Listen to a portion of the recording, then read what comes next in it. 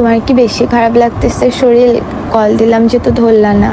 বললাম যে জ্বর, গলা ব্যথা এগুলো নিয়ে বসে থাকিও না, একটা ডাক্তার দেখাও। ছোট বাচ্চাদের মতো জিদ ধরে বসে আসতো, ডাক্তার দেখাচ্ছ না।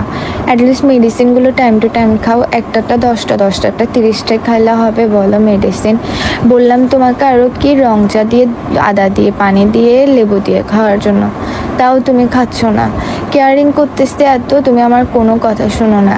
এত করে বলি তোমাকে এটা খাও ওইটা খাও, জ্বরের মধ্যে এটা ভালো লাগবে, তুমি আমার কোনো কথা পাত্তা দাও না। পাত্তা দিবা কেমনে? পাত্তা দিবা যে তো ওই বেডিগুলাতে, যে বেডিগুলার ছবিতে যাই লাভ রিয়েক্ট দেশ, তারপর ChatGPT যাই বলস যে হানিয়া মিরের পাশে আমার কল্লা এটা কাটিয়ারে বসাই দেন, এগুলার কথা তোর থেকে ভালো লাগবে? এগুলো আসে যদি এখন যদি কেয়ারিং করতো, কথা বলতে, মেডিসিন দিত, ঠিক করে খাই ফেলতে। শুধু মেডিসিন কেন, তোর বিষ দিলে বিষও খাই ফেলতে। আর ওই বেডিগুলোর থেকে খাই আরে কাম নাই যে না তোরা আসলে মেডিসিন দিত, বিষ দিত, আমার মতো কেয়ারিং বুঝছস তোরা কেউ করবে না।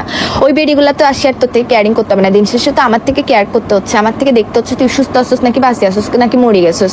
তোর মতো ফান্ডারে নাই তো কে, আমার কপাল খারাপ যে তোর মতো ফান্ডার কেয়ারিং করতে হচ্ছে আমার থেকে। জীবনে আসলে বুঝছিস সবচেয়ে বড় ভুল করছি, তোর মতো লুচ্চা স্যাসেরা ফান্ডাকে আমি মানে তোর সাথে আমি প্রেম করে বুঝছস। আর কিছু বলার নাই আমার থেকে।